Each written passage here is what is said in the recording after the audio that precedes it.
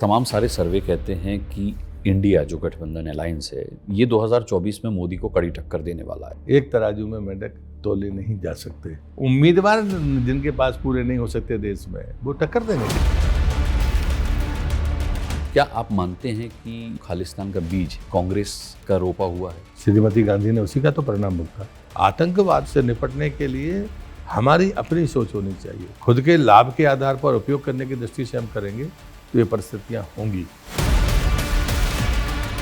कमलनाथ जी की बात कर रहा हूँ, वो कह रहे हैं कि मेरी सरकार जिस तरीके से भारतीय जनता पार्टी ने गिरवाई है, अब इस बार मामा जी वापस नहीं आ रहे। कमलनाथ जी से थका हुआ नेता नहीं है। घर के भीतर ये हिंदू हैं। जब चुनाव आएगा तो तिलक लगा लेंगे, मंदिर चले जाएंगे, लेकिन जब हम पर हमला होगा तो ये हमेशा चुप रहेंगे।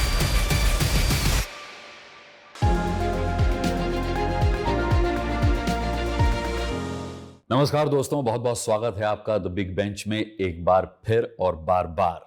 आज मौका है द बिग डायलॉग का, और जैसा कि हम आपसे कमिटमेंट कर चुके हैं कि द बिग डायलॉग में हमेशा आपको एक ऐसे मेहमान के साथ, एक ऐसे अतिथि, एक ऐसे गेस्ट के साथ बिग डायलॉग सुनने को मिलेगा जो आमतौर पर आपको देखने को या सुनने को बहुत आसानी से नहीं मिलते, बड़े रेयर होते हैं। बड़ा सौभाग्यशाली है द बिग बेंच जिन्हें ऐसे गेस्ट मिलते हैं, और ऐसे ही एक गेस्ट आज हमारे साथ हैं। मैं बात कर रहा हूं मोदी सरकार में जल संसाधन एवं खाद्य आपूर्ति मंत्री प्रहलाद पटेल की। बहुत बहुत स्वागत है प्रहलाद जी, आपका प्रणाम करता हूं। बहुत धन्यवाद। देखिए, मेरा पहला सवाल प्रहलाद जी हमेशा हर गेस्ट से ही रहता है, कैसे हैं आप? मैं बिल्कुल ठीक हूँ और भाग्यशाली हूँ कि ऐसे समय में राजनीति में काम कर रहा हूँ जब भारत को जिस गति के साथ दुनिया में शीर्ष स्थान पर पहुंचने की यात्रा में वो है। और इस मामले में भी सौभाग्यशाली हैं, आपकी नई संसद में आप सदस्य हैं। मैं जब पुरानी संसद में, जिसको अब संविधान भवन कहा गया है, जब मैंने उसमें प्रवेश किया तो 28.5 साल का था। आज 63 साल का हूँ, तो उसके सामने वाले दरवाजे से संसद भवन, नए संसद भवन में गया हूँ। तो सच है कि 3 दशक से ज़्यादा का इस स्थान से परिचय है। और इस वक्त महिला आरक्षण को लेकर के तमाम सवाल हैं लोगों के, और आपसे बेहतर कौन हो सकता है इस पर बात कर। पहले दिन ही ये सौगात देश को मिली है कि पहला सत्र हो, भगवान गणेश की चतुर्थी हो, और उसके बाद ये विघ्न ही कहेंगे। 96 से लगातार प्रस्ताव आते रहे, लेकिन कभी सफलता नहीं मिली। संकल्प तो व्यक्त होता रहा, लेकिन सिद्धि नहीं मिली। मुझे लगता है सिद्धि का अवसर सिर्फ मोदी जी के हिस्से में है। मैं पढ़ रहा था ट्विटर पर, बहुत ब्लंटली कांग्रेस के हैंडल से भी ट्वीट किया गया कि भाई ये मोदी जी का दूसरा जुमला है। आम आदमी पार्टी की तरफ से कहा गया ये महिला आरक्षण बिल नहीं है, महिला बेवकूफ़ बनाओ बिल है। परिसीमन और जनगणना की इसमें शर्तें लागू हैं। ऐसे लोगों को क्या जवाब देंगे? प्रोपेगेंडा पॉलिटिक्स का समय चला गया। और जब भी भारतीय जनता पार्टी हो, मोदी जी का नेतृत्व हो, कोई योजना ऐसी नहीं है जो महिला सम्मान के लिए ना हो। प्रधानमंत्री आवास, शौचालय, गैस कनेक्शन, नल जल, ये ऐसी चीज़ें हैं जो सीधे महिला स्वाभिमान और सम्मान से जुड़ने वाली चीज़ें हैं, जिसका हमने कभी ढोल नहीं पीटा, लेकिन तय किया तो लक्ष्य के समय के भीतर लक्ष्य को प्राप्त किया। मैं जल शक्ति मंत्री हूँ। इस देश की 75 साल की आज़ादी के बाद कभी कोई ये तय नहीं कर पाया कि हर परिवार को पीने का पानी मिलेगा पाइपलाइन से। क्राइसिस है, हमारे डेफिसिट बेसन है, सरप्लस बेसन है। ये चुनौतियां होने के बावजूद भी 2019 में कहा, वो 14 में भी कह सकते थे, लेकिन नहीं, उन्होंने जब प्लान कर लिया 19 में किया, तब 3 करोड़ 27 लाख थे जी, आज 13 करोड़ हो गए। 3 करोड़ से 13 करोड़, और अभी 4 साल पूरे नहीं हुए। मुझे लगता है कि कांग्रेस जिस प्रकार से प्रोपेगेंडा पॉलिटिक्स करती रही है, आने वाली पीढ़ी तो और भी सजग है, वो इस बात को मानेगी नहीं। कानून मंत्री ने वर्तमान की संख्या 543 के अनुपात में 181 बताई है। ठीक है, ये परिसीमन के बाद तो ये संख्या 750 होनी है। तो फिर 181 का आंकड़ा बदलेगा। वो तो मेघवाल जी ने नहीं कहा जी। अब उसके बावजूद भी अगर हम इंटरप्रिटेशन करके लोगों में भ्रम पैदा करना चाहें तो कोई फर्क नहीं पड़ता। तो मतलब परिसीमन हो या जनगणना हो, ये केवल एक भ्रम है जो विपक्ष फैला रहा है। मुझे लगता है आजकल जनगणना होती ही है। आपके पास में स्टैटिस्टिक्स है, हर जिले में कितनी महिला कितने पुरुष। वोटर लिस्ट बनने के पहले भी होती है, 10 साल में होती है, वो आप देश के पास है। आप पिछले आंकड़े के साथ में इसको इम्प्लीमेंट कर सकते हैं। इसके लिए नई जनगणना की जरूरत नहीं है। जिस जिले में कहीं महिला ज़्यादा है, हरियाणा में रेशियो में महिला कम थी, पुरुष ज़्यादा थे, मेरे मध्य प्रदेश में बालाघाट एक जिला है जहाँ पर महिलाएं ज़्यादा हैं, पुरुष कम है। मुझे ये कैसे मालूम है? तो ये मुझे लगता है कि अटकलबाजियाँ ज़्यादा है। लेकिन विपक्ष ने एक ये भी सवाल उठाया है कि भाई 33% आरक्षण बीजेपी अपनी पार्टी के अंदर से लाएगी कहाँ से? आप कैसे करेंगे? अभी ठीक है कि इसको लागू करने की बात कर रहे हैं, आपने अपना मन साफ कर दिया कि हम महिला आरक्षण ला रहे हैं, लेकिन पार्टी के अंदर ही इतना प्रतिनिधित्व नहीं है महिलाओं का। मुझे लगता है कि आप पूरा स्टेटिस्टिक्स उठाकर देखिए, सर्वाधिक महिला सांसद भाजपा की हैं, और आज से नहीं है। आप अटल जी के एरा को देखिए या बाकी समय पर देखिए, टिकट देने से लेकर जीतने तक जो रेशो है उसमें भारतीय जनता पार्टी आगे है। तो हमारे पास तो गुंजाइश है हमको, और हमने तो पार्टियों में भी कर रखा है। हमारी जहाँ राज्य सरकारें हैं वहाँ पर ऑलरेडी कहीं 33%, कहीं 50% स्थानीय निकायों में है। तो भारतीय जनता पार्टी के सामने चुनौती नहीं। सवाल सबसे बड़ा ये है कि अगर 2024 के इलेक्शन के मद्देनज़र पूरे सिनारियो को देखा जाए तो चाहे वो राम मंदिर हो, नई संसद हो, महिला आरक्षण बिल हो, आपको क्या लगता है कि विपक्ष इसके आगे कहीं टिक पाएगा? फिर मैं आपसे सर्वे की बात करूंगा क्योंकि सर्वे कुछ और कह रहे हैं। दो बातें हैं, चुनाव के लिए क्या लाभदायक होगा, क्या नुकसानदेह होगा, ये भारतीय जनता पार्टी प्रायोरिटी में सोचती है तो सब देश के बारे में पहले सोचती है। दल का परिणाम क्या होगा ये बात की बात होती है। धारा 370 जनसंघ के पहले प्रस्ताव में हमारी पार्टी की स्थापना जम्मू कश्मीर के उस गलत फैसले के कारण हुई थी और डॉक्टर मुखर्जी का बलिदान वहाँ पर हुआ था। हम डॉक्टर मुखर्जी को 72 साल बाद श्रद्धांजलि दे पाए जब धारा 370 हटी। राम मंदिर का मामला देश की आज़ादी के पहले 450 वर्ष का संघर्ष था जी। 4 लाख से ज़्यादा लोगों ने बलिदान दिया। वो सत्ता के लिए नहीं था, ये जो कांग्रेस कहती है। लेकिन जब कांग्रेस ये कहती है कि राम काल्पनिक थे, आपत्ति यहाँ पर है। हम जिन लोगों से जिनने हमको गुलाम रखा उन्हें सिर्फ हमारा धन नहीं लूटा, हमारी सनातन परंपराओं को नष्ट करके उन्हें ये तय किया कि भाई जब तक इनको खत्म नहीं करेंगे इनकी परंपराएं, इनको गुलाम नहीं बना कर रखा जा सकता। मेकाले की रिपोर्ट इसका सबसे अच्छा उदाहरण है। उनने अपने आकाओं को भेजी थी रिपोर्ट कि जब तक इनकी परंपराओं को ख़त्म नहीं किया जाएगा लंबे समय तक इनको गुलाम बना के नहीं रखा जा सकता। गुलामी का अर्थ क्या है पहले ये समझना चाहिए। और इसलिए सनातन की परंपराएं, चाहे वो प्रतीक के रूप में मंदिर हों, हमारे शास्त्र हों या धर्मायतन जिनको हम कहते हैं, उनकी रक्षा करना या उन्हें पुनर्स्थापित करके आने वाली पीढ़ी पे पहुंचाना, ये बड़ी ताकत है। मैं एक सिंपल बात करता हूँ कि बिना पढ़ा लिखा आदमी भी गांव में धर्म की जय हो, अधर्म का नाश हो, प्राणियों में सद्भावना हो, विश्व का कल्याण हो, शायद वो विश्व का नक्शा भी नहीं जानता होगा जो नारे लगाता है, लेकिन वो पैदा होने के बाद जब होश संभालता है तो बच्चा होकर भी कहीं सबके साथ भीड़ में ये बात कहता है, दुनिया में कोई और नहीं कहता। ये क्या गलत है? क्या इसकी ताकत नहीं है? दूसरा, जब अभी G20 का मामला आया है, वसुधैव कुटुंबकम की बात हुई और जिस प्रकार से एजेंडा प्रस्तुत हुआ और उसके बाद दुनिया ने उसे स्वीकार किया। अब पूरी दुनिया स्वीकार करे और यहाँ चंद लोग उसको आपत्ति हो, क्या ये उचित है? सनातन का मजाक बनाना या सनातन का विरोध करना, ये मुझे लगता है कि भारत के साथ अन्याय है। आपका धर्म कुछ भी होगा, पूजा पद्धति आपकी कुछ भी होगी, इस पर तो कभी आपत्ति नहीं रही है। हमने तो सबको जगह दी है यहाँ। ये ऐसा देश है कि सबसे पुराना चर्च यहाँ मिलता है केरल में, हमने तो उसको नहीं नष्ट किया। तो ये जो चीज़ें हैं, इन बातों को समझना पड़ेगा कि हमारी सांस्कृतिक विरासत कितनी सबल थी, कितनी ताकतवर थी। और मैं जो महिला आरक्षण की आप बात कर रहे हो, ये सिर्फ सीटों का खेल नहीं है। आप 1000 साल पहले हमारे देश की महिलाओं के स्तर को देखिए। शंकराचार्य के समय महिलाएं का स्तर बराबरी पर नहीं था, सदैव ऊपर था। ये गुलामी ने हमको उनको पर्दे के भीतर ढकेला, घरों के भीतर ढकेला। हमारी जितनी मेहनत कश जिनने स्वावलंबन दिया, उन तमाम छोटी जातियों को अछूत बनाने वाला कौन? जिनने धर्म नहीं बदला और मैला उठाना स्वीकार किया, उसका सम्मान होना चाहिए कि उसको अछूत मानना चाहिए? ये परिस्थितियां पैदा करने का काम इस गुलामी की मानसिकता ने किया है। हमारी सनातन परंपरा में कभी ऐसा नहीं था। मैं बाली गया था, बाली में अगर आपको मंदिर के भीतर पूजा करनी है तो शूद्र बनना पड़ेगा, तब आप भीतर कर पाएंगे। अच्छा। तो हमारे यहाँ पर सेवा को स्थान था, लेकिन हमने उसको अछूत बना दिया, सेवक बना दिया, यानी हमने चारण बना दिया, गुलाम बना दिया। ये जो है, ये गुलामी की मानसिकता का प्रतीक है। ठीक है। सर्वे की मैं बात कर रहा था, तमाम सारे सर्वे कहते हैं कि इंडिया जो गठबंधन अलायंस है, ये 2024 में मोदी को कड़ी टक्कर देने वाला है। और आप ही की पार्टी के एक वरिष्ठ नेता का मैंने पिछले दिनों इंटरव्यू किया, सुब्रमण्यम स्वामी साहब की मैं बात कर रहा हूँ। उन्होंने कहा कि अगर इस इंडिया में से राहुल और सोनिया को निकाल दिया जाए तो 2024 में मोदी जी नहीं आ रहे। नहीं, मैं देखो कभी उपमाओं में और बोलने में कभी संयम खोता नहीं। उस दिन जब वो मुझसे पूछ रहे थे तो मैंने उनसे ये कहा कि कभी मेंढक तोले जाते हैं क्या, इतना ही कहा मैंने, विपक्ष को मेंढक नहीं कहा। अब जब उपमाएं आप कहते हैं, जब व्यंग करते हैं तो वो तीखा लगता है, हाँ। लेकिन उसमें विनोद भी होता है। हाँ। और मुझे लगता है ये तरीका ठीक है, हम किसी को सीधे अपमानित कभी किसी को करना नहीं चाहिए। ठीक है, लेकिन ये सच है, मैं अभी फिर कह रहा हूँ आपसे, एक तराजू में मेंढक तोले नहीं जा सकते।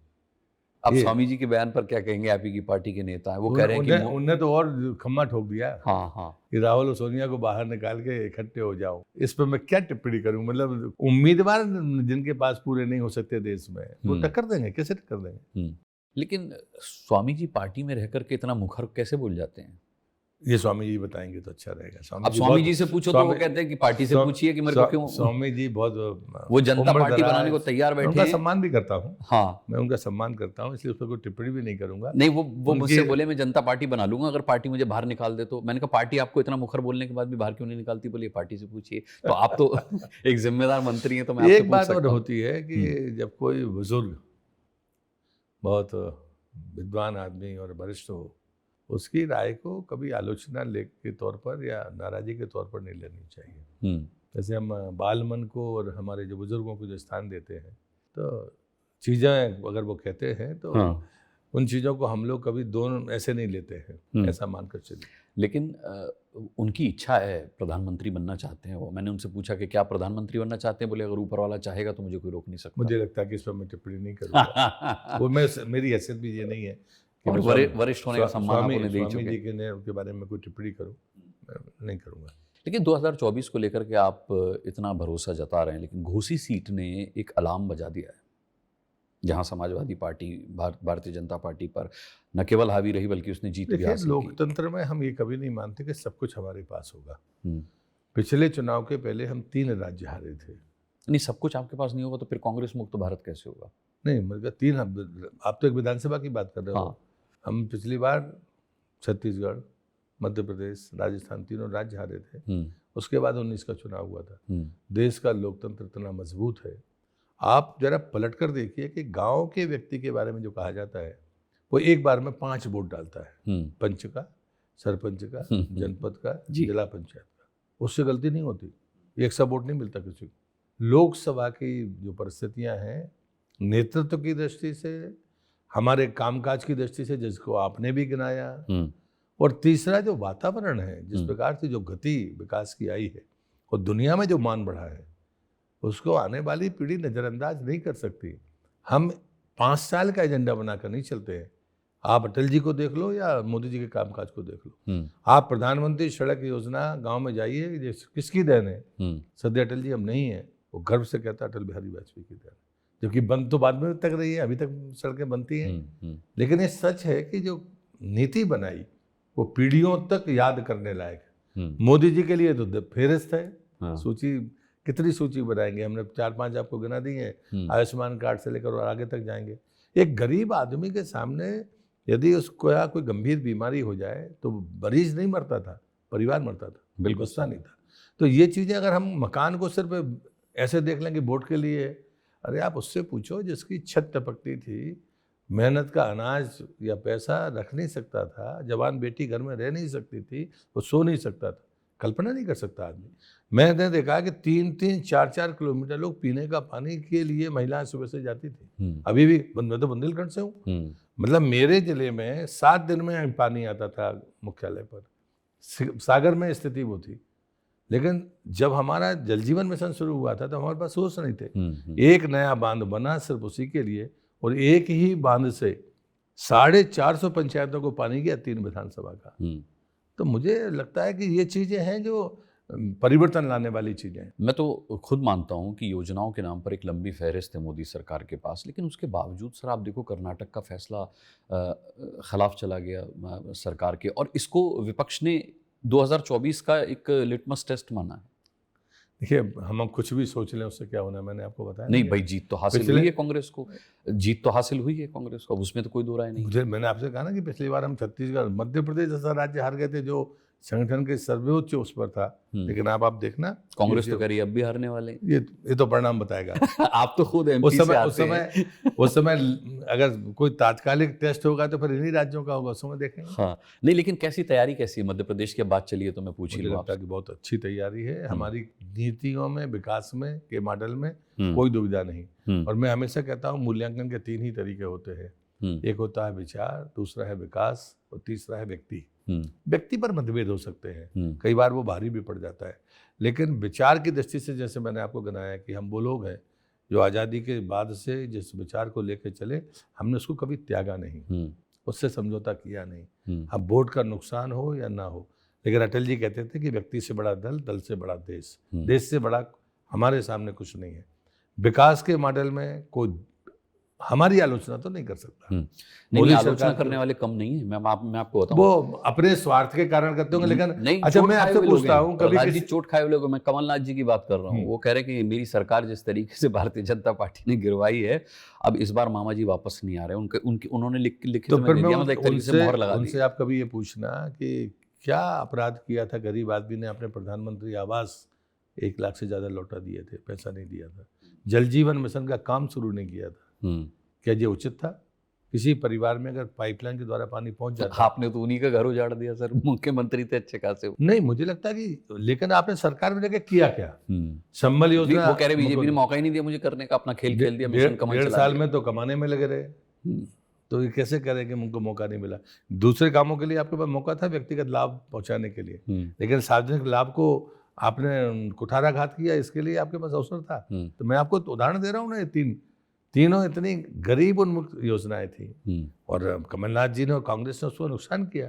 क्या ये सरकार चलाने का तरीका है? बट उनकी जिस तरीके से बयान आ रहे हैं उससे लग रहा है मामा जी सैंडविच बन जाएंगे। वो कह रहे हैं कि एक तो जिस तरीके से मेरी सरकार गिराई वो जनता जान रही है, और दूसरा मोदी जी भी पसंद नहीं कर रहे, अब शिकायतें बहुत हैं मामा जी के खिलाफ, तो अब चेहरा कोई और होगा। मैं एक अच्छा, पहले कभी ऐसा तीखा बोलते नहीं थे, लेकिन हेमंत तो शर्मा आए थे, तभी हम दिन भर साथ थे। अच्छा, उन्होंने कहा कि मैं उनको बचपन से जानता हूँ, इस आदमी से थका हुआ दूसरा नेता नहीं है। मुझे लगता है कि मैं अपनी तरफ से बोलने में मैं शायद हिचकिचाता, लेकिन ये सच है कि कमलनाथ जी से थका हुआ नेता नहीं है। वो 1 घंटे खड़े नहीं हो सकते, 1 किलोमीटर चल नहीं सकते, और राज्य में, मैं उम्र की आलोचना नहीं कर रहा, उम्र दराज तो हमने 90 साल के एनजी रंगा को संसद में, पार्लियामेंट में देखा है, तो मैं उसकी बात बिल्कुल नहीं कर रहा, लेकिन जिस आदमी में इतनी क्षमता ना हो वो राज्य चलाने का दावा करे, ये कांग्रेस का दिवालियापन है कि नेतृत्व तो कांग्रेस के पास नहीं है। मंत्र मुग्धता में कांग्रेस जिए, हमें कोई आपत्ति नहीं। इन पर आरोप भी है, कमलनाथ जी की बात चली तो सिद्धू साहब जो हैं रॉ के, उन्होंने आरोप भी लगाया कि बाकायदा कांग्रेस नेता कमलनाथ, संजय गांधी और उनके ग्रुप के लोग जो हैं भिंडरा वाले के को फंडिंग किया करते थे। मैंने उनका वीडियो सुना है। देखिए, ये पब्लिक डोमेन में क्यों नहीं आती? पब्लिक डोमेन में दिक्कत आप लोग फेल हो जाते हैं पब्लिक डोमेन में इसे डालने में। भारतीय जनता पार्टी सदैव कुछ मर्यादाओं का पालन करती है। जैसे मैंने आपसे कहा कि मेरे कभी भी भाषण में, मुझे 34 साल पहले मैं संसद में आया था, किसी मेरे बोलने पर विवाद नहीं हुआ होगा, या जो प्रेस का काम है प्रेस करे, हम अपना काम हम करें, मर्यादाओं का हम पालन करें। लेकिन मैं आपको उदाहरण बताता हूँ, मैं स्टैंडिंग कमेटी में अरुणाचल गया था, उस समय अरुणाचल के चीफ मिनिस्टर थे, बाद में उन्होंने सुसाइड किया था, वो कांग्रेस के चीफ मिनिस्टर थे दूसरी बार। अटल जी के समय वहाँ की रेल परियोजना का भूमि पूजन हुआ, वो रेल परियोजना बनकर मनमोहन सिंह जी के समय तैयार हो गई। 2 साल हो गए, चीफ मिनिस्टर ने कहा, हम स्टैंडिंग कमेटी मतलब भाजपा वर्ग के लोग नहीं थे, सभी पार्टी के लोग थे, उसमें कांग्रेस के लोग भी थे। घर पर बैठकर उन्होंने कहा कि मैं मोदी को सल्यूट करता हूँ। बोले मेरे प्रधानमंत्री के पास मैं गया, उन्होंने कहा अभी अनुमति नहीं है, तो मैं आ गया, मुझे लगता मैडम से अनुमति लेनी होगी। दूसरी बार गया तो बोले नहीं अभी अनुमति नहीं आई है, एक लाइन के अलावा दूसरा लाइन होती नहीं थी। तो तीसरी बार मैंने पूछ लिया कि अगर मैडम से नहीं है तो मैं जाके ले लेता हूँ। तो बोले मेरे प्रधानमंत्री ने कहा कि नहीं, मैडम की नहीं, चीन से एनओसी नहीं। इस देश की ये हालत थी, इस सच्चाई से आने वाली पीढ़ी को परिचित होना चाहिए। चंद्रयान की मिशन की पैसे में अगर रुकावट आई तो इन कारणों को आम आदमी को पता होना चाहिए, लेकिन हम कभी इस स्तर पर गए नहीं। और उन्होंने कहा कि मैं मोदी जी से कटसी में मिलने गया क्योंकि वो प्रधानमंत्री बन गए, तो एक चीफ मिनिस्टर होने के नाते मैं गया और मैंने उनसे सहज में ही कहा, मैं कोई पेपर लेकर नहीं गया था कि सर वो 2 साल से रेलवे लाइन बनी पड़ी है, आप आ जाएं तो उसका उद्घाटन हो जाए। अच्छा। तो बोले, उनने कह दिया मुझे 15वें 17वें दिन, बोले मैं ट्रेन में बैठकर गंगटोक आऊँगा।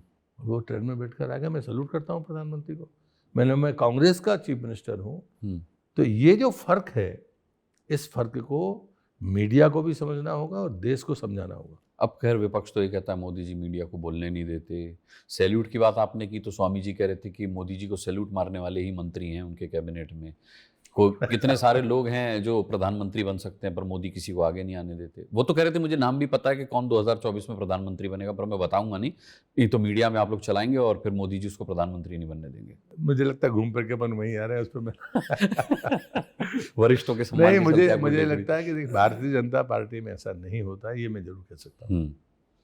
अच्छा, हम लोग वापस उसी टॉपिक पे आते हैं। जिस तरीके से जीबीएस सिद्धू साहब ने भिंडरावाले को फंडिंग के मामले में संजय गांधी का नाम लिया, कमलनाथ का नाम लिया, तो क्या आप मानते हैं कि ये जो खालिस्तान का बीज है, भाई जस्टिन ट्रूडो तक आप देखिए, हमारा उच्चायुक्त को उन्होंने वहाँ से इस मसले पर इल्ज़ाम लगाकर रवाना कर दिया, क्या आप मानते हैं कि इसका बीज कांग्रेस का रोपा हुआ है? मैं क्या, पूरा देश मानता है और उसी का खामियाजा भोगा कांग्रेस ने। श्रीमती गांधी ने उसी का तो परिणाम भुगता। तो मुझे लगता है कि उनकी मृत्यु पर सदैव देश को दुख हुआ, लेकिन हम ऐसे आग से ना खेलें तो अच्छा है। आतंकवाद को से निपटने के लिए हमारी अपनी सोच होनी चाहिए। खुद के लाभ के आधार पर उपयोग करने की दृष्टि से हम करेंगे तो ये परिस्थितियां होंगी। तो ये पाप नहीं करना चाहिए, मैं ये कहूँगा।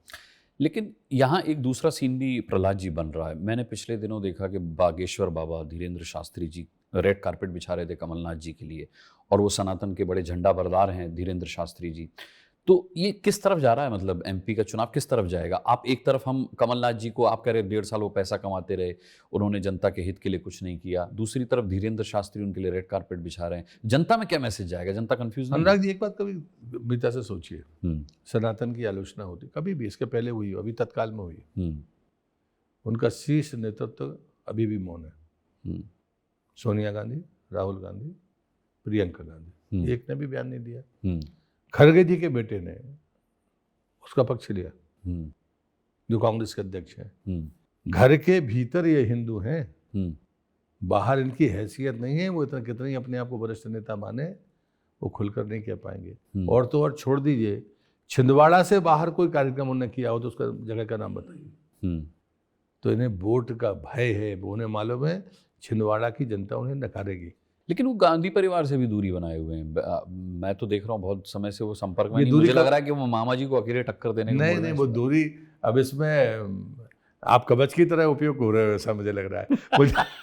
क्योंकि दूरी मतलब कमलनाथ की गांधी परिवार से दूरी, ये मुझे लगता है कांग्रेस का भी कोई नेता नहीं मानेगा। मुझे मेरे मानने का तो कोई कारण नहीं है। तो आजकल क्योंकि ये कुल मिलाकर छल है हिंदुओं के साथ। लेकिन हिंदू हो या मध्य प्रदेश की जनता, वो जगी हुई है।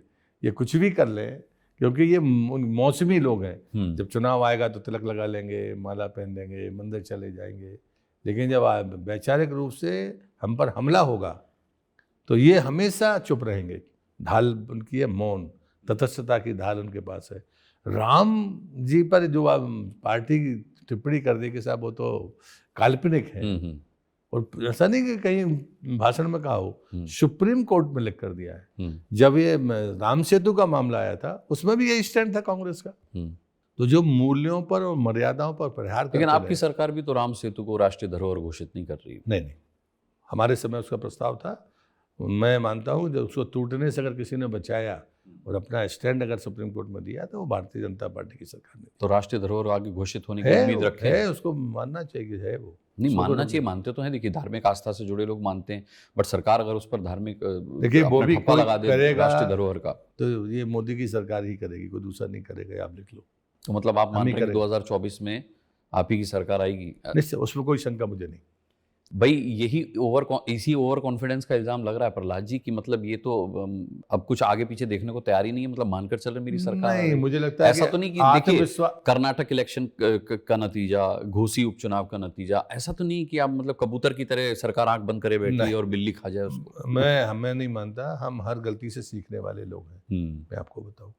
दूसरा, आकलन में कभी गलती नहीं होती। लोकतंत्र में 100% जीत कभी किसी की होती नहीं है कि हम 100% सीटें जीत और रहे हैं। विपक्ष कहता है गलती हो भी जाती है तो हमेशा हॉर्स ट्रेडिंग कर लेते हैं, उनको महारत हासिल है। मैं आरोप लगाने को तो कोई भी कुछ कह सकता है, हम्म।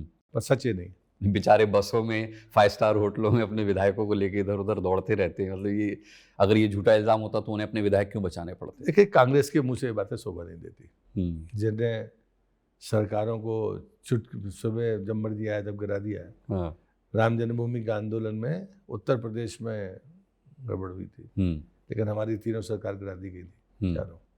तो आप बदला लेते हैं अब आप? नहीं, बदला नहीं। कोई टूट कर आया उसमें हम सबको, सब में अमित जी के बारे में कहा जाए, मैं आपको विश्वास दिलाता हूं कि मध्य प्रदेश के परिवर्तन में अमित भाई का कोई रोल नहीं था, ये मैं कह सकता हूँ। इसके अलावा जहां जहां उनका रोल कहा जाता है वहां था? मुझे लगता है कि ये बातें अनावश्यक चलती हैं कई बार। होता क्या है कि लेकिन सर विपक्ष की पार्टी के विधायक भी तो कहते हैं कि हमसे संपर्क किया जा रहा है और हमें इतना ऑफर किया जा रहा है। अमित भाई तो ऐसे बात किसी से करते नहीं है। नहीं, ऑब्वियसली वो नहीं करेंगे। तो पर अमित भाई को कभी चलाना नहीं, वो तो बोलो, यही सच्चाई है। देखिए, परसेप्शन को बनाना और बिगाड़ना, ये राजनीति अलग राजनीति है। इससे बाज आए लोग तो अच्छा है, बहुत छोटे मामले में उलझने की जरूरत नहीं है। इतनी बड़ी बड़ी चीजें चर्चा के लिए हैं, उन पर बात करिए। और ये बात भारतीय जनता पार्टी करती है, हम बहुत हल्केपन पर नहीं जाते हैं। जब हम कहते हैं ना, तो हम व्यक्तिगत तौर पर, किसको नहीं पता था कि सिखों के इस मूवमेंट को किसने मदद की है? जिसको पता था। ऐसा तो नहीं था कि राजनेता को पता नहीं था, बोलने की लोगों की हिम्मत नहीं रही होगी। लेकिन जो चीजें आज कही जाती हैं, नॉर्थ ईस्ट आज जहाँ पर सबसे पीसफुल है, एक मणिपुर की घटना अभी जो हुई है, लेकिन मैं तो वहाँ का इंचार्ज था। अगर आप इवोवी सिंह के समय देखोगे क्या स्थिति थी, तो 1 साल में अगर कोई राज्य 125 दिन बंद रहे, आप कल्पना कर सकते हैं? कभी कोई वैली का आदमी हिल पे जा नहीं सकता था। मैं पहला व्यक्ति था भाजपा का जो सेनापति डिस्ट्रिक्ट में गया प्रवास पर। हमारा कोई नेता भी तैयार नहीं था जाने के लिए। इस परिस्थिति को हमने अपनी आंख से देखा है। और इसलिए मैं मानता हूं कि जो 5 साल की भाजपा की सरकार थी, वो स्वर्णिम काल था मणिपुर के लोगों का। लेकिन मोदी जी कुछ बोले नहीं, इतने के बाद मुझे लगता है उनको नहीं बोलना चाहिए। घेर लिया विपक्ष ने उनको एकदम। नहीं, लेकिन नॉर्थ ईस्ट का मामला बहुत सेंसिटिव मामला था। अभी भी किसी का आदर है, अभी भी किसी का आदर है, और किसी बात पर जब भी वहां पर मलहम लगेगा या चीजें लोग मानेंगे, तो वो मोदी जी की ही मानेंगे। मैं ये लिख कर दे सकता हूँ। तो मतलब 2024 से पहले कुछ नहीं, देखिए, वहां को हम कुछ सीधा संघर्ष ना माने। आप जब म्यांमार के बारे में सोचेंगे और उनके इन्फ्लुएंसेशन के बाद में उस राज्य की स्थिति क्या है, मैं नहीं मानता। इतनी बड़ी जटिलताएं हैं वहां पर वो तो जिस प्रकार से वो शांत भाव से राज्य चला, उसको बिगाड़ने की कोशिश है ये। और इसलिए उस दिन अमित भाई ने सदन में कह दिया था मैं नाम लूं, तो वो कांग्रेस के जो महानुभाव थे वो बैठ गए थे कि मैं नाम लूं। क्योंकि क्या होता है कि उत्तर पूर्व के मामले में हमें संवेदनशीलता से ही सोचना चाहिए। सारी चीजें सार्वजनिक कहना और करना, मुझे लगता है ये उचित नहीं होगा। लेकिन आपको नहीं लगता कि 2024 से पहले देश की जनता को ये जवाब देना होगा कि मणिपुर भी नहीं संभल रहा, राज्य सरकार फेल हो गई वहां पर, जिस तरीके से विपक्ष ने आरोप लगाया, और LAC भी नहीं संभल रही, चीन घुस गया, चीन ने कब्जा कर लिया। अरे स्वामी जी केस कर रहे हैं सरकार पर। करें, उनको करना चाहिए। सुब्रमण्यम स्वामी केस कर रहे हैं, उनको करना चाहिए। पर मुझे लगता कोई करे, लेकिन ये मिथ्या है। मैं भी मानता हूं कि हमें अपनी सरकार की बात पर भरोसा रखना चाहिए। हमारी सरहदें मुस्तैद हैं, सुरक्षित हैं। लेकिन 19 दौर की बैठकें चीन से हुई, तो इसका सार क्या निकला? और क्यों वहां पर तेजस से आप मॉनिटरिंग कर रहे हैं, वहां पर राफेल लगाए जा रहे हैं? तो कुछ तो हो रहा है, कुछ गतिविधि मुझे लगता है कि बात काटने जैसी बात नहीं है, लेकिन कूटनीतिक बातें क्या ऐसी की जाती हैं? जब कभी भी इस देश में विदेश की मंत्रालय की चीज़ों पर चर्चा होती थी, तो सदन में कोई प्रश्न नहीं पूछता था, ये मर्यादा थी। हमारी विदेश नीति में कोई तब्दीली है नहीं, लेकिन ये सच है कि हमारी सीमाओं पर हम ज़्यादा सख्त हुए हैं, ये सच्चाई है। लेकिन जितनी चीज़ें आज चाइना के बॉर्डर पर हमने खड़ी की हैं, इसके पहले इस देश के किसी भी सरकार ने नहीं की, ये बात मैं कह सकता हूँ। इससे ज़्यादा मैं तैयार तो है ना, हाँ, क्योंकि रक्षा मंत्री का भी बयान इस बारे में आता मुझे नहीं लगता है कि रक्षा मंत्री ने जितने स्पष्टता से कहा है, कभी कोई कटौती नहीं हुई इसमें। चलिए, हम एमपी से चीन पहुंच गए।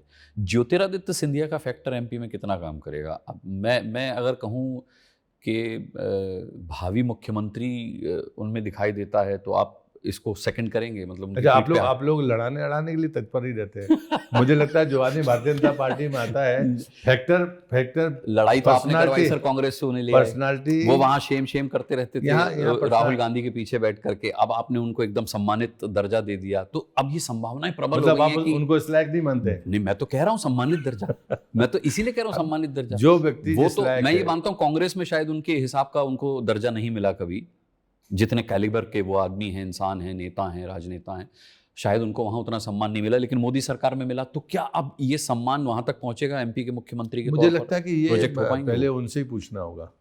वो क्यों मना करेंगे सर? वो भारतीय तो फिर इसलिए पार्टी जो फैसला करेगी हम सब उसके साथ है। हाँ। पार्टी जो फैसला करेगी हम उसके साथ है। दूसरा, ज्योतिरादित्य जी के भाजपा में आने के बाद वैचारिक रूप से वो परिवार सदैव हमारी सनातन की परंपराओं को, राष्ट्रवाद को मानने वाला परिवार रहा है।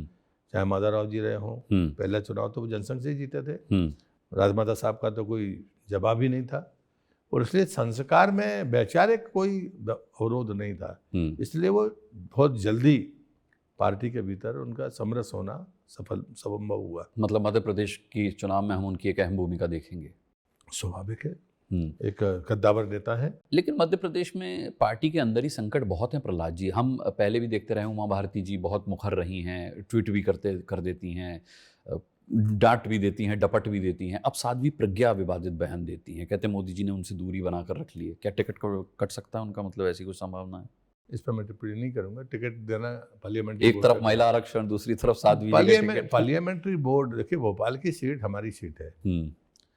कोई जगह तो ऐसी चीजें हैं ना जहाँ से हम कभी हारे ही नहीं है, लगातार चलती रहती है। इंदौर है, तो वहाँ प्रयोगात्मक नजरिया रह सकता है पार्टी का, टिकट काट दें साध्वी। क्या प्रज्ञा जी को पता था कि उनको टिकट मिल रहा है? ये तो संभव। इसलिए भारतीय जनता पार्टी में नहीं होता। भारतीय जनता पार्टी में किस कार्यकर्ता को कब मौका मिलेगा ये पार्टी तय करती है। इसलिए उसमें कोई अटकलबाजी या किसी को नहीं लगानी चाहिए। मैं कहूँगी प्रहलाद पटेल दमोह से ही लड़ेंगे, ये गारंटी प्रहलाद पटेल को कभी देनी नहीं चाहिए, कभी सोचना नहीं चाहिए। मैं प्रज्ञा जी की बात नहीं कर रहा हूँ, लेकिन मैं अपनी बात कर रहा हूँ। दमोह की सीट भाजपा 89 के बाद से कभी नहीं हारी। अच्छा, लगातार वहाँ से भाजपा का सांसद है, और 2 बार से मैं हूँ। लेकिन उसके बाद भी मेरे मन में अगर ये गलतफहमी है कि मैं वहीं से लड़ूंगा, ये गलतफहमी है, ये पालनी नहीं चाहिए। अच्छा, चलिए, आपके मंत्रालय से जुड़े कुछ एक सवाल पूछकर मैं आपको फ्री कर देता हूँ सर, आप बहुत व्यस्त हैं।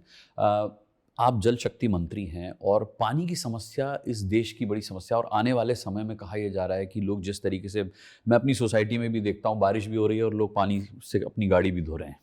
तो मतलब इस वक्त बहुत ज़रूरत है कि लोगों में पानी को, जल को लेकर के जागरूकता, सिर्फ जल ही जल है तो कल है कह देने से काम नहीं चलेगा, जागरूकता। तो उसके लिए क्या कर रही है सरकार कि लोग पानी की वैल्यू को समझ पाएँ? सरकार हमेशा से इस बात की कोशिश करती है। 1950 का जो सर्वे था कि दुनिया में की कुल आबादी का 18% भारत में लोग रहते हैं पीने का मीठा पानी, लेकिन हमारे पास कुल 4% है। ये 1950 की बात थी। इतना लंबा अंतराल निकल गया है। डेफिसिट बेसन और सरप्लस बेसन का आकलन भारत के पास मैप के रूप में भी है। लेकिन जब भी आप कभी कोई नदी जोड़ों की बात किसी ने की है तो सिर्फ श्रद्धेय अटल बिहारी वाजपेयी थे, जिनने कहा था कि नदी जोड़े बगैर आने वाली पीढ़ी की सूखे कंठों को नहीं गीला किया जा सकता, खेतों की प्यास नहीं बुझाई जा सकती। लेकिन उसके बाद में 10 साल कांग्रेस की सरकार रही, हम एक कदम भी नहीं चले। 2014 में मोदी जी आए। मोदी जी ने जब 75 साल की कल्पना दी तो सबसे पहले उन्होंने कहा कि हमने आज़ादी का अमर बनाने के लिए 75 साल को हम एक ज़िले में कम से कम 75 तालाब तो बनाए। ये पहला प्रयास था, जो कंप्लीट भी हो गए, और जिनकी कैपेसिटी बिल्डिंग ने आज हमको ये साबित कर दिया कि हमारे पास में पानी के स्टोरेज में कितना इजाफा हुआ। दूसरा था कि नदी जोड़ो जितने भी परियोजनाएं हैं वो सारी 2 राज्यों में, 3 राज्यों में और 5 राज्यों में भी है। तो राज्यों की सहमति के बगैर आप उसमें नहीं कर सकते। बजट में हम लेकर आए, कैन बेतवा को हमने मोदी जी के नेतृत्व में और अधिकतर राज्यों में तो अब अपनी सरकार है। नहीं, मुझे लगता है कि इसमें योगी जी थे और शिवराज जी थे तो केन बेतवा मूर्त रूप ले गया, लेकिन बाकी राज्यों में, दक्षिण के राज्यों में उनकी सहमति नहीं है। लेकिन हमने 5 आइडेंटिफाई करके कहा था कि अगर सहमति बनती है तो भारत सरकार पैसा देने के लिए तैयार है। कुल 17 से ज़्यादा ऐसे स्थान हैं और इसलिए मुझे लगता है कि जैसे उदाहरण के लिए रत्नागिरी जिला है महाराष्ट्र में, सारा सबसे ज़्यादा बरसात रत्नागिरी में होती है, लेकिन 40 से 60 किलोमीटर, कहीं 40 किलोमीटर, कहीं 60 किलोमीटर जाके समुद्र में पानी चला जाता है। नासिक डेफिसिट बेसन में आता है। अब वहाँ पर महाराष्ट्र की एकमात्र ऐसी परियोजना है जो एक राज्य की है, तो उनने वहाँ पर 500 किलोमीटर टनल या कैनाल बनाकर स्टोरेज उस वाटर को, वर्षा के पानी को इकट्ठा करके डेफिसिट बेसन में भेजने की तैयारी की है। मुझे लगता है ये काम हमें करना ही पड़ेगा। हमें अगर सरकार दोबारा चाहिए तो हमें आने वाली 25 साल बाद देश की परिस्थिति क्या होगी। आज एक ग्रामीण आदमी को 55 लीटर पानी चाहिए, लेकिन मुंबई के आदमी को 125-150 लीटर चाहिए। तो आने वाले 20 साल बाद एक व्यक्ति को 100 लीटर से कम में काम नहीं चलेगा। इसके लिए कोई बड़ा साइंटिफिक डेटा कलेक्शन की जरूरत नहीं है। जिसके घर में शौचालय नहीं था तब वो कितने लीटर पानी में निस्तार करता था, एक शौचालय बना तो उसकी खपत कितनी बढ़ गई, 2 बन जाएंगे तो कितनी बढ़ जाएगी। एक ही चैलेंज है, पानी तो चाहिए, बिना पानी की स्वच्छता नहीं रह सकती। लेकिन जिस दिन एक व्यक्ति को 55 लीटर पानी सुबह मिलता है, 24 घंटे में वो उसको ग्रे वाटर बनाकर फेंक देता है, ये कहाँ जाएगा। इससे कहीं ज़्यादा चिंता की बात यह है कि ग्रे वाटर मैनेजमेंट कैसे होगा। हम पीने वाले पानी से फ्लश करेंगे तो एक मल अगर 100 लीटर पानी में डाल दिया जाए, थोड़ा पूरा पानी खराब, गंदा करना आसान है, लेकिन अगर 1 लीटर गंदे पानी को पीने लायक बनाना हो तो उसका खर्चा कितना है। तो ठीक है, हम पीने लायक नहीं बना सकते, लेकिन मवेशी के पीने लायक और खेत में डालने लायक बना सकते हैं। और ये तकनीक हमारी स्वदेशी तकनीक भी हो सकती है। सब जगह पर कोई बहुत बाकी यांत्रिक तकनीक की जरूरत नहीं है। हाँ, यदि हमें पीने लायक बनाना तो उसका खर्चा बहुत ज़्यादा होगा। तो मुझे लगता है, मैं आपकी बात से 100% सहमत हूँ अवेयरनेस के लिए। लेकिन मोदी जी खुद, आप उनके किसी भी भाषण में देखिए, स्वच्छता पर अगर आंदोलन खड़ा हुआ और आंदोलन बना और दुनिया के जितने भी अनुमान थे उनको झुठलाकर हम 11 साल पहले हमने अपने आप को खुले में शौच से मुक्त किया, लेकिन उन्होंने कहा था कि पहले लोगों ने कहा था इससे ही काम चल जाएगा। उनका ना, ये तो पहली सीढ़ी थी। अब हम इसकी तरफ आगे बढ़ रहे हैं जिसमें ग्रे वाटर मैनेजमेंट भी। हाँ, अच्छा, मैं आपका फिर एक बार और समय चाहूंगा चुनाव से पहले। एमपी के चुनाव पर भी हम बात करेंगे जरूर, अगर अच्छा लगा हो आपको बात करके। मैं तीखे सवाल भी पूछता हूँ और मैंने पूछे भी और आपने जवाब भी बहुत अच्छे दिए। बिल्कुल पूछना चाहिए, मुझे कभी आपत्ति नहीं होती है। मैं एजेंडा सेट करके बात नहीं करता हूँ। नहीं, मैं भी एजेंडा सेट करके सवाल भी नहीं पूछता, इसलिए आप बिल्कुल जरूर पूछिए। मुझे अच्छा लगा और थोड़ा खुलकर बात होनी भी चाहिए। जो चीज़ें सिर्फ कानून और नियम से बातें नहीं बनती है जी, मर्यादाएं महत्वपूर्ण होती हैं। बिल्कुल, भारतीय जनता पार्टी नियम और कानून जानती भी है, समझती भी है, फिर भी मर्यादा का पालन करती है। इसलिए कई बार मैं बचता हूँ, बाकी नहीं तो मैं बचने की कोशिश करता नहीं। जी, द बिग बेंच के दर्शकों से कुछ कहना चाहेंगे? बहुत अच्छा संवाद है। संवाद का ये तरीका निश्चित रूप से देश और समाज को लाभ देगा। इतनी खुलकर चर्चा होनी ही चाहिए। कई बार हम मर्यादा में चीज़ों को नहीं बोल पाते हैं, लेकिन मर्यादित होकर भी चीज़ों को कहा जा सकता है। आपके इस प्रयास के लिए मैं सराहना करता हूँ। अनुराग जी, आपका बहुत धन्यवाद। प्रहलाद जी, आपका भी बहुत बहुत धन्यवाद। चलिए क्लोजिंग करता हूँ। आपने व्यस्त समय में से इतना समय दिया, बहुत बहुत आपको शुभकामनाएं आगे के लिए भी। और एक बार फिर से मैं आपका समय लूँगा बहुत जल्द। जरूर, बहुत जल्दी। तो द बिग बेंच पर प्रहलाद पटेल जी आज हमारे मेहमान थे और आपने देखा कि कोई सवाल मैंने शायद छोड़ा नहीं। मैंने सभी सवालों का समावेश करने की कोशिश की है अपने इस इंटरव्यू में। आपको ये इंटरव्यू कैसा लगा कमेंट बॉक्स में कमेंट करके ज़रूर बताइएगा। द बिग डायलॉग में एक और बहुत खास मेहमान को लेकर बहुत जल्द हाजिर होंगे। तब तक के लिए अपना बहुत बहुत ख्याल रखिएगा। अभी इजाज़त दीजिए, नमस्कार।